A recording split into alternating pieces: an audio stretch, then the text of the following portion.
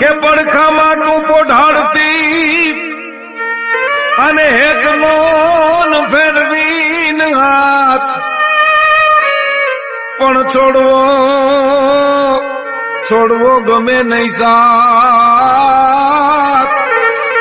એ જોને મોટા થયા તોય માનવી પણ મારી છોડવો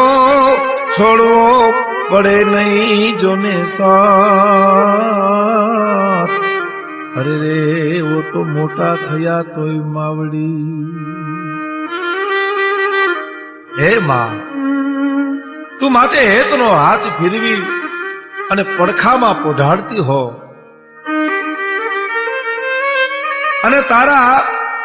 પડખામાં તારા ખોળામાં જે મને શાંતિ મળી છે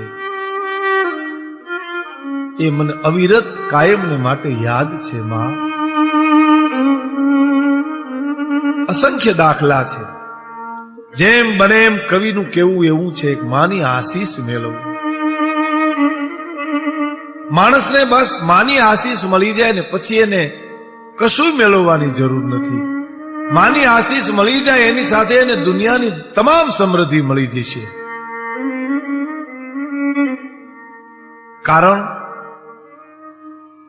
માનું કોઈ દી ઋણ ચૂકવાતું નથી